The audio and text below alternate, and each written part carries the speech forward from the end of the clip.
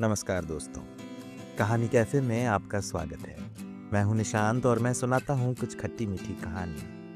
मगर अपनी कॉफ़ी साथ लाइएगा क्योंकि यहाँ कॉफ़ी नहीं, कहानियाँ मिलती हैं। दोस्तों, आज जो आपको कहानी सुनाने जा रहा हूं उसका शीर्षक है कैपेसिटी। उसने ये बात अचानक नहीं सीखी थी। ये कोई एक दिन का एनलाइटनमेंट भी नहीं था। ये सीख धीरे-धीरे घिस-कर, टूट-कर और बार-बार ठोकर खाकर मिली थी। पहले उसे बहुत बुरा लगता। कोई कुछ भी तीखा सा कह दे, वो बात इसके अंदर तक चली जाती थी। शब्द उसके लिए शब्द नहीं होते, चोट बन जाते और हर चोट के बाद वो वही सोचता, लोग ऐसे क्यों हैं? मगर फिर एक दिन उसने सवाल बदल लिया। मैं ऐसे लोगों के साथ क्यों हूँ? ये छोटा सा शिफ्ट था लेकिन उसकी कहानी यहीं से पलटी। एक शाम चाय के कप के साथ वो अकेला बैठा था। फ़ोन साइलेंट और दिमाग अनयूजुअली शांत।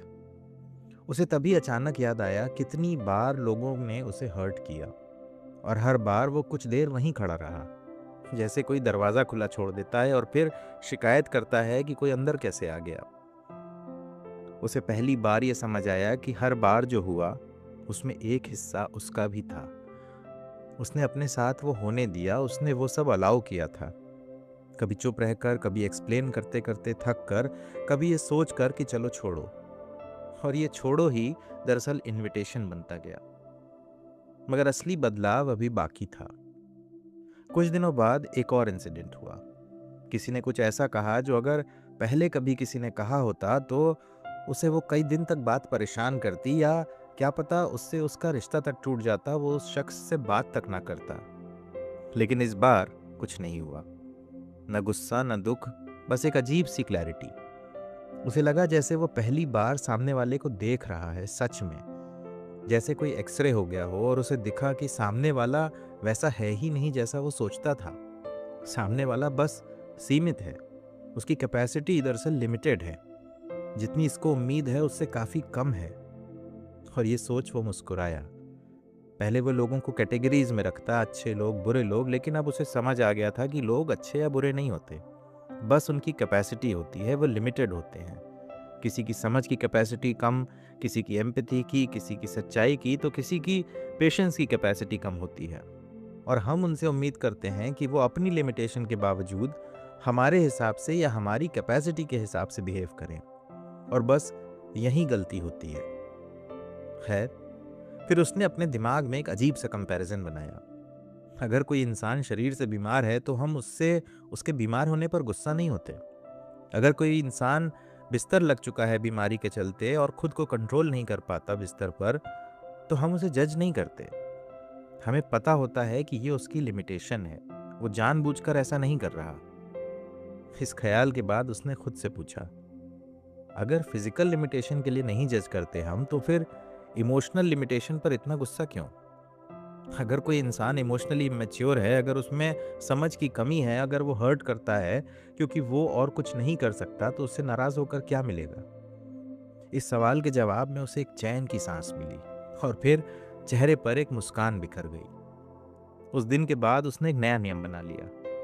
मैं लोगों को बदलने की कोशिश नहीं करूंगा, बस उन्हें समझूंगा और अपनी बाउंड्री चुपचाप तय कर लूंगा। हर कोई अपनी जिंदगी के लिए खुद जिम्मेदार है, मैं किसी को बदल नहीं सकता। किसी को बदलना मेरा काम भी नहीं है। और मेरी बात और मेरा नज़रिया जिसको सही लगेगा, उसे मुझे कुछ कहना या समझाना नहीं पड़ेगा। तो अब अगर उसे कोई हर्ट करता तो वो रुकता और देखता और खुद से सवाल करता कि ये सामने वाला ऐसा क्यों है, इसकी कैपेसिटी क्या है, और फिर शांति से तय करता कि मुझे यहाँ रहना है या आगे बढ़ना है।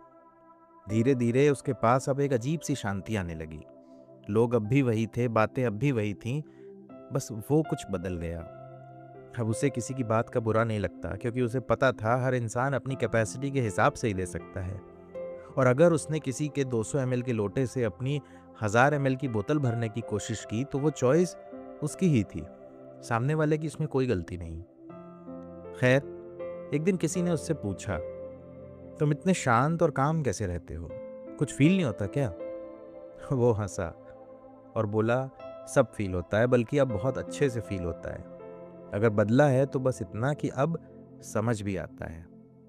थोड़ा रुका और फिर आगे उसने कहा, पहले मैं लोगों से उम्मीद करता था कि वो बेहतर हो जाएं, उनका रवैया बदले, मगर अब मैं बस उन्हें देखता, समझता और स्वीकार लेता हूँ कि वो जितना है उतना ही हैं। और फिर मैं तय करता हूँ कि मुझे वहाँ रहना है या नहीं, और अगर रहना है तो कितना रहना है, किस शर्त पर रहना है। फिर उसने चाय का आखिरी घूंट लिया। बाहर हल्की हवा चल रही थी और उसके अंदर एक अजीब सी ताजगी और हल्कापन भर रहा था, जैसे किसी ने धीरे धीरे सारे सवाल समेट दिए हों और सिर्फ एक जवाब छोड़ दिया हो। लोग आपको चोट नहीं देते, लोग बस वही करते हैं जो वो कर सकते हैं। बाकी आप उन्हें कितना करने देते हैं, वही आपकी कहानी लिखता है।